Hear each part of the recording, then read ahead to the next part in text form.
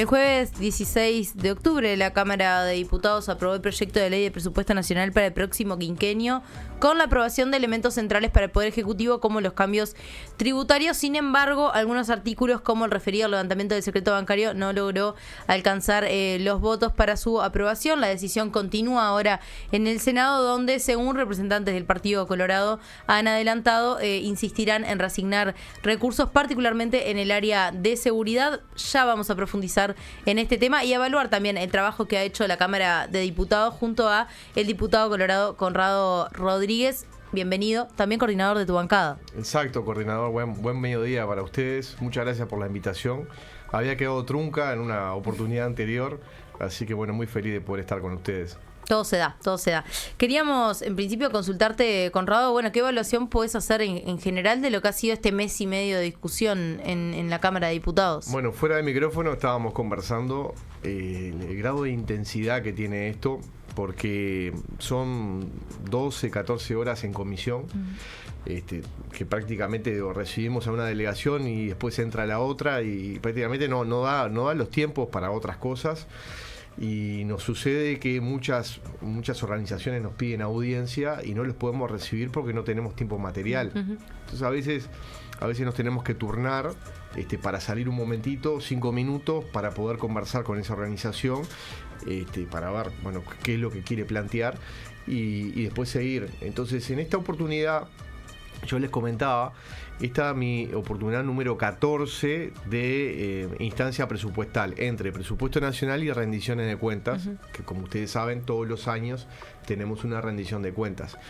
Y la verdad que fue la vez más intensa de todas estas 14, porque fue la más duradera si bien el tiempo es el mismo, son 45 días por Constitución, fue la más duradera en cantidad de horas. En la comisión terminábamos todos los días a las 12 de la noche, alguna vez terminamos a las 2 de la madrugada, nos pasó con la ANEP.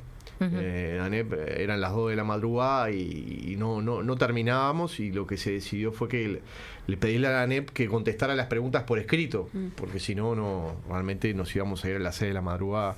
Y bueno, esa fue una mecánica que a veces no se ve de afuera, que es una mecánica muy intensa y donde también se da la circunstancia de negociaciones que se dan en la propia comisión, ¿no? Uno a veces se levanta del lugar donde está, va a conversar con alguien coordinador de un partido, después va a hablar con el otro coordinador y así sucesivamente para ir logrando algunos acuerdos. Y después, bueno, vino el plenario, que esta vuelta fueron 7 días seguidos, incluso sábado y domingo, y la verdad que también fue muy intenso y ahí hubo una modificación con respecto a diferentes presupuestos, anteriores presupuestos, que fue que votamos de manera electrónica. Entonces, en el voto electrónico, primero uno se tiene que registrar. Entonces, una vez que están registrados los 99 diputados, ahí se pasa a la votación.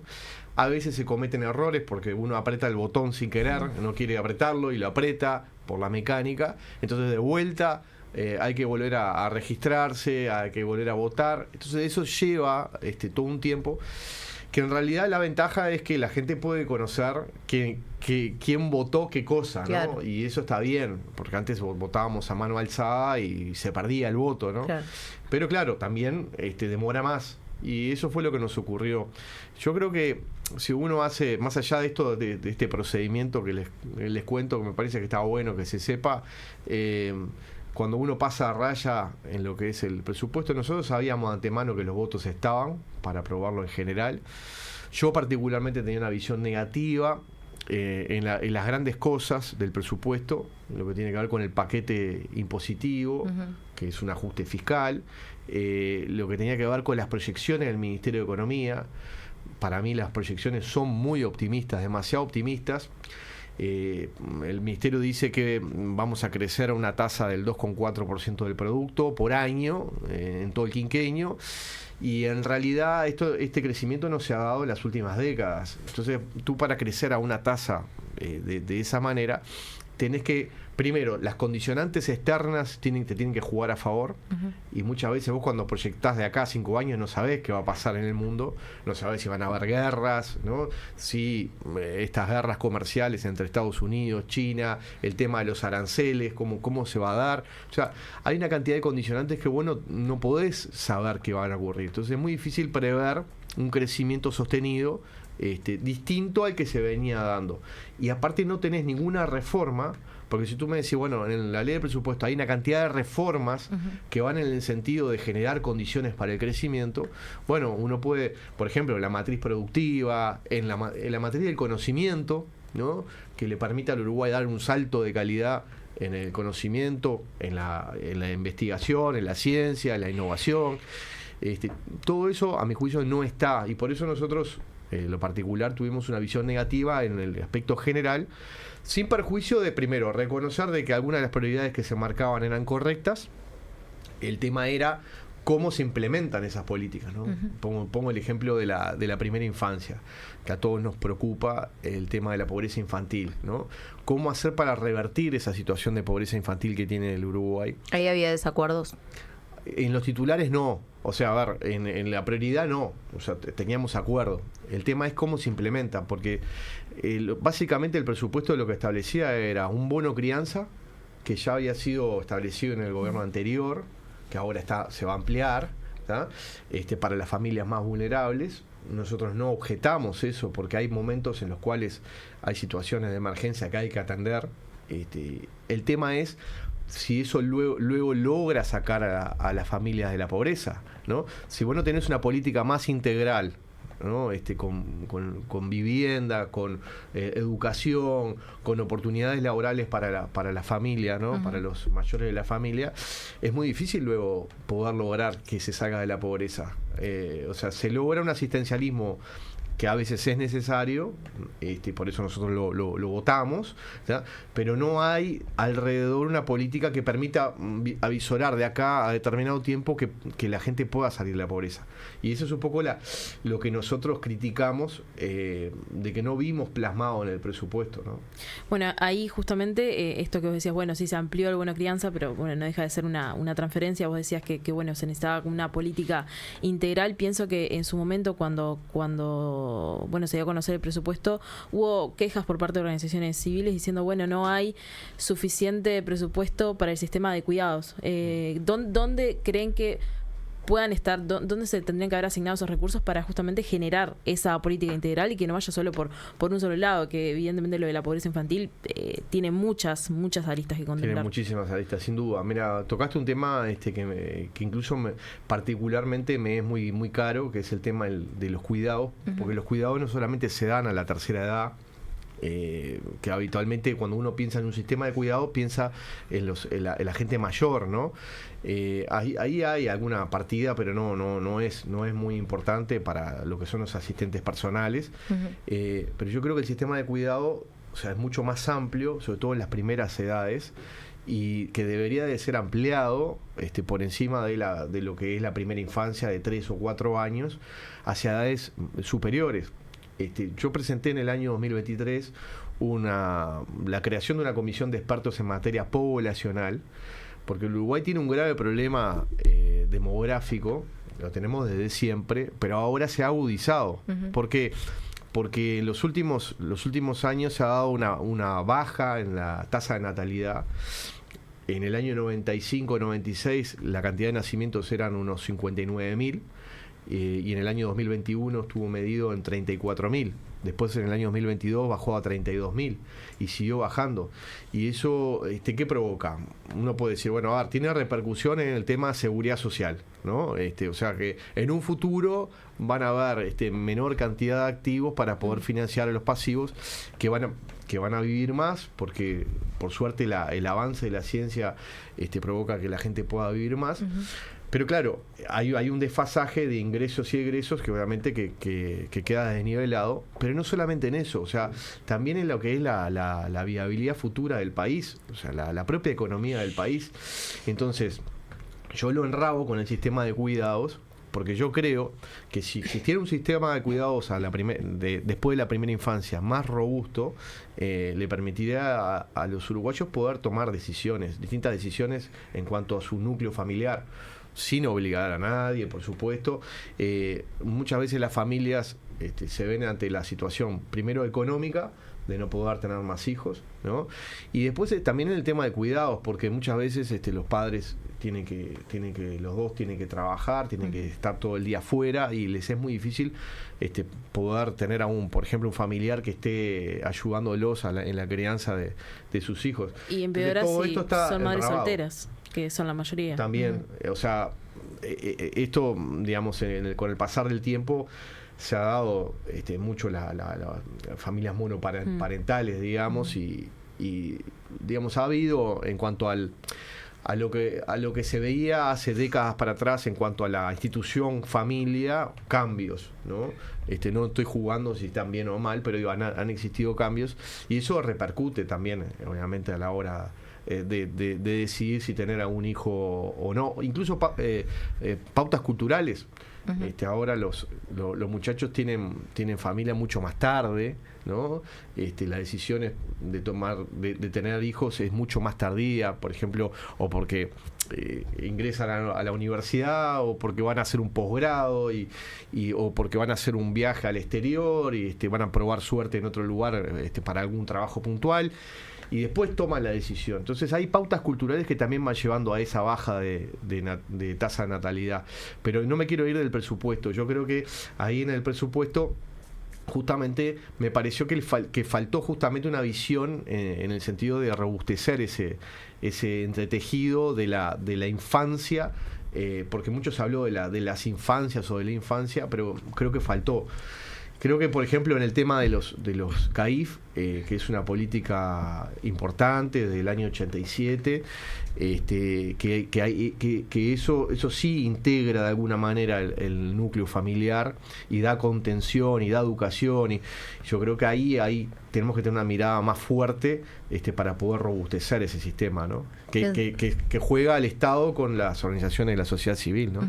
Pensando un poco en lo que puede venir, ¿no? Porque decíamos, el proyecto ahora pasó a la Cámara de Senadores, donde el Frente Amplio tiene mayorías, y eso eventualmente, si sufre modificaciones, volverá a la Cámara de Diputados para que se vuelva a votar allí. Entonces quería consultarte, porque recientemente Sebastián Sabini dijo a La Diaria que el oficialismo va a poner el foco en educación nuevamente en el Senado, pero también en justicia y género. Y recién hablábamos un poco de las tareas de cuidado, él habló de los juzgados y las fiscalías de género, también un poco vinculado a lo que pasó en los últimos días, ¿no? La agrupación Varones Unidos, las vinculaciones que se fueron destapando allí. Quería consultarte desde el Partido Colorado si ven como una prioridad también que la justicia y género sean una de las prioridades en el Senado. Mirá, nosotros marcamos como prioridad en diputados, nosotros presentamos un documento con 9 puntos que le entregamos al oficialismo. Esperábamos que tuviéramos una respuesta, en realidad nunca la tuvimos formalmente, y allí lo que marcamos es prioridades en la administración de justicia, en el tema Poder Judicial y Fiscalía General de la Nación.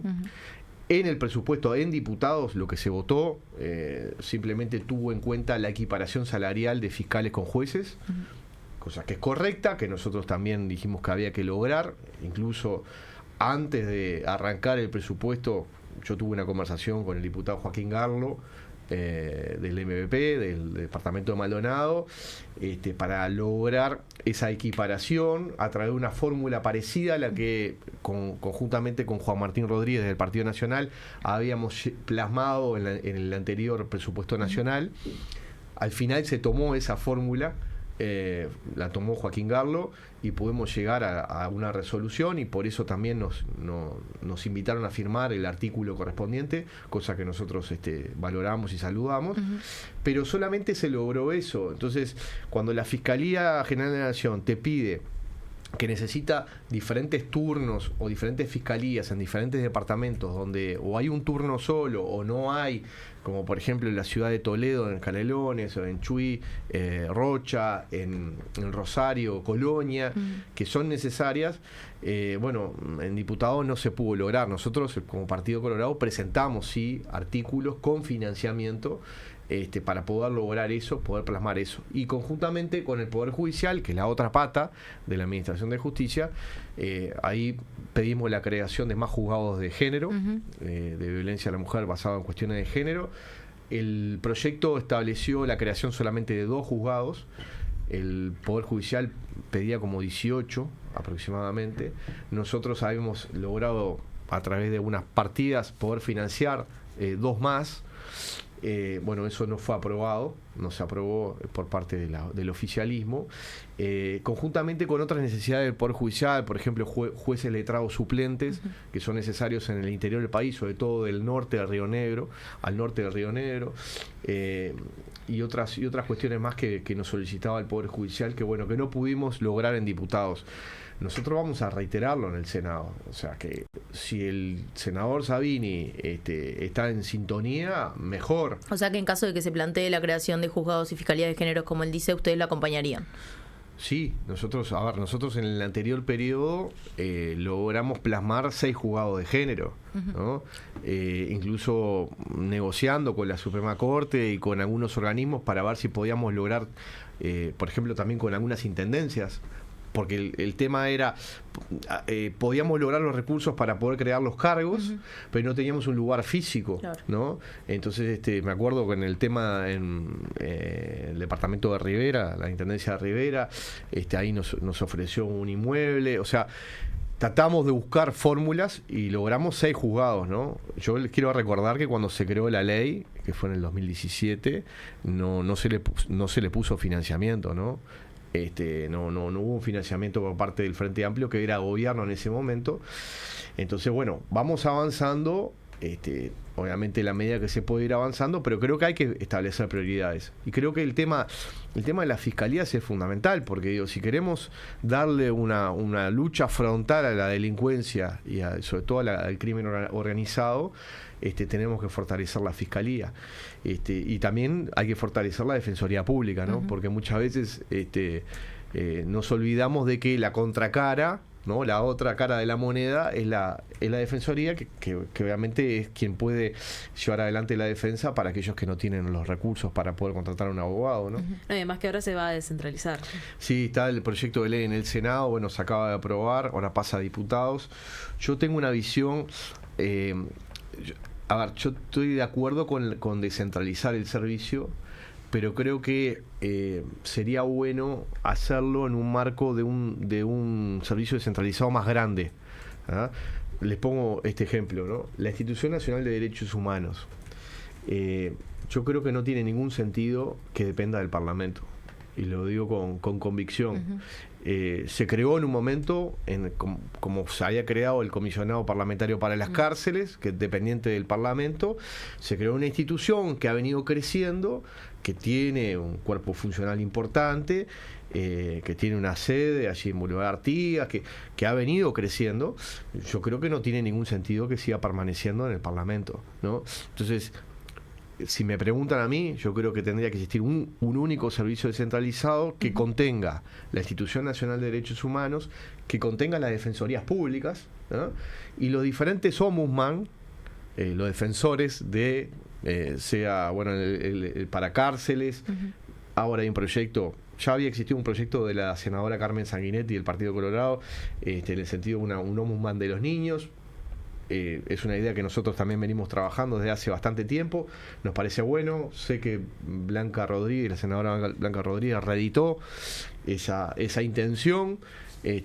Ha habido un proyecto en la anterior legislatura del diputado Gonzalo Mujica, para un ombudsman del contribuyente, ¿no? Para que sea también la contracara de alguna manera la administración tributaria, que a mí me parecía que estaba bueno. Muchas veces la administración tributaria comete excesos, ¿no? Y aplica multas, recargos, y después es imposible, es una bola de nieve que no la podés parar y que la gente no la puede pagar, ¿no? Entonces, que se defiendan los derechos de los contribuyentes me parecía algo bueno, pero un servicio descentralizado más amplio, ¿no? Yo lo he comentado, he hablado con algunos legisladores, bueno, no sé, ahora pasa a diputados este proyecto de ley, veremos de qué manera sale. Ahí, mientras te escuchaba, pensaba y lo conectaba con otra cosa que surgió en estos días, que bueno, bueno, vos ahora decías esto de la Defensoría, uno de los defensores de este proyecto de la Defensoría descentralizada es Andrés Ojeda, secretario general del partido, y también ahora con esto del comisionado parlamentario de Infancias y Adolescencias, alguien que se mostró muy en desacuerdo fue Robert Silva, porque bueno, decía que podía haber una superposición de competencias con la institución de derechos humanos. Entonces esto me lleva... Fíjate si estuvieran en el mismo organismo. Bueno, a lo mejor esas competencias quedarían más delineadas, ¿no? Bueno, claro, el tema que está planteado como... Sí, como está planteado parlamentario.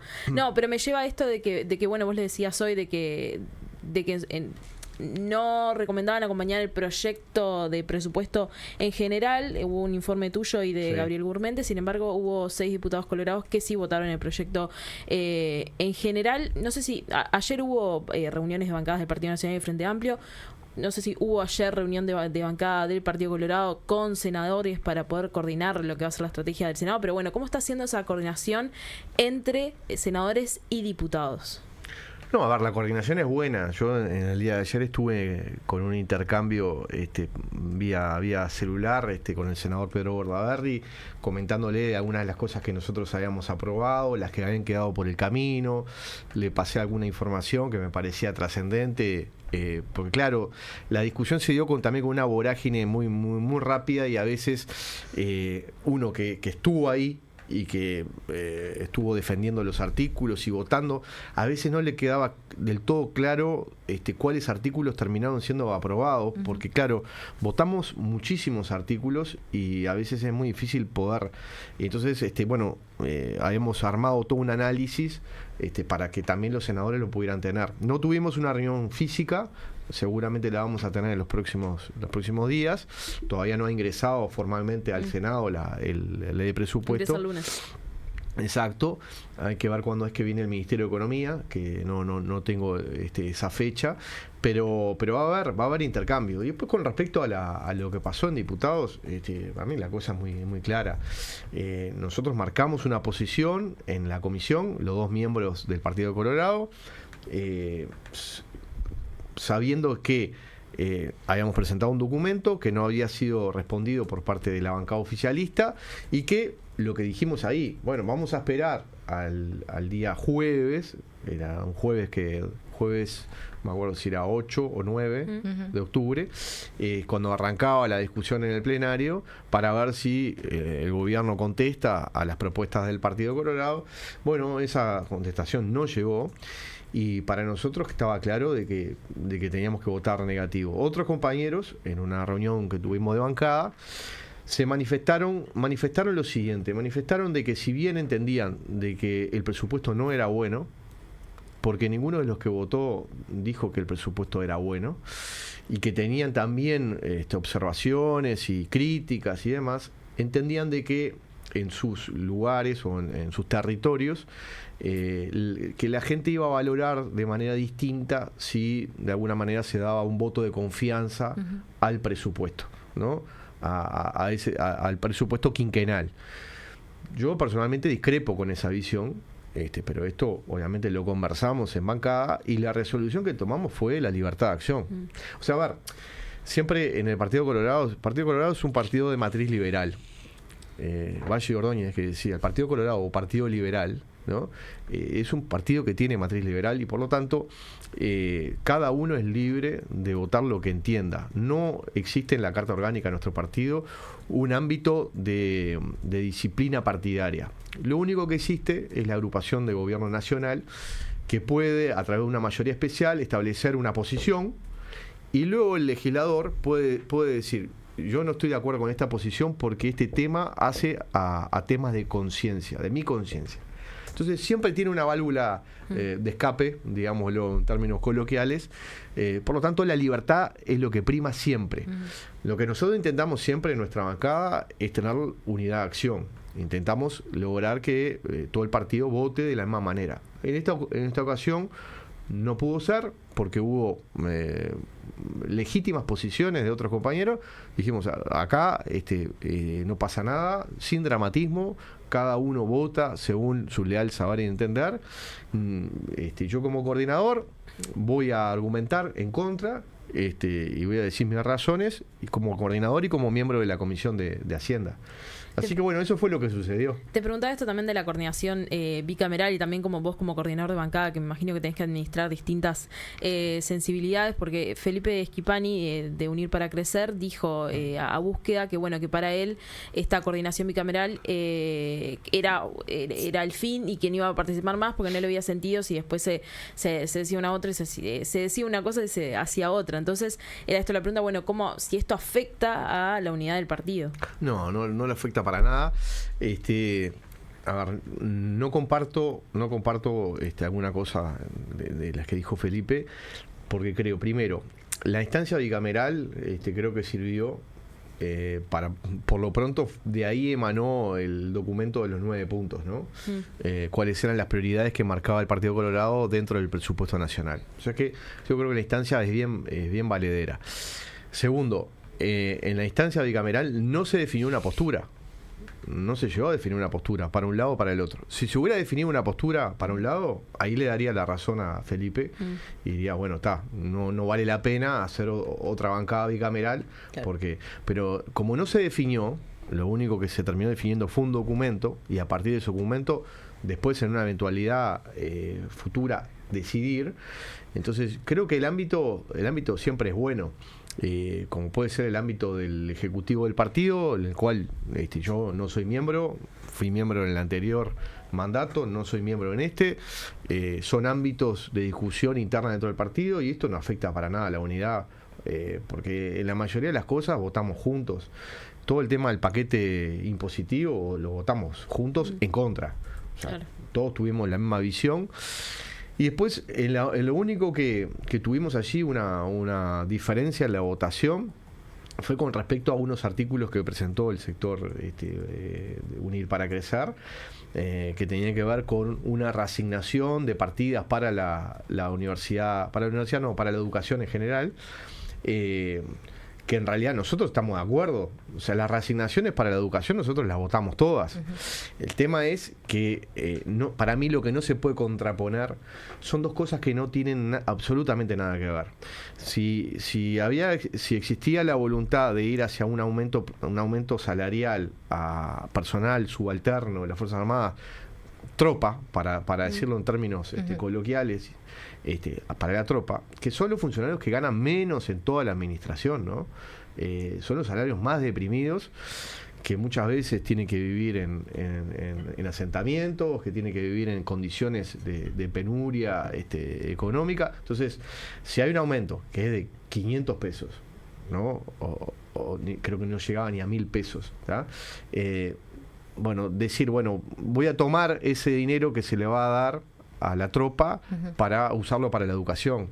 Creo que ahí no se pueden contraponer cosas que son bien distintas. O sea, creo que dentro del Estado, el Estado es monstruoso, nuestro Estado es monstruoso, porque tiene reparticiones que a veces es muy difícil de saber qué presupuesto tienen. Porque no solamente por el presupuesto nacional, por la discusión parlamentaria pasan una cantidad de organismos, pero hay otros que no, que reciben recursos públicos. Con muy poco tiempo, pero no quiero dejar de preguntarte qué expectativa tenés de lo que va a pasar en el Senado, por lo menos a grandes rasgos, ¿no? Mira, generalmente en el Senado siempre hay modificaciones, o sea, más allá de que hay una circunstancia especial, porque en diputados no hay mayorías, en el Senado siempre hay modificaciones. Por lo tanto, el proyecto va a volver a diputados. Nosotros lo que esperamos es que esas modificaciones, primero, no deshagan los acuerdos que se lograron en diputados, que muchos de ellos fueron acuerdos entre todas las fuerzas políticas, ¿ya?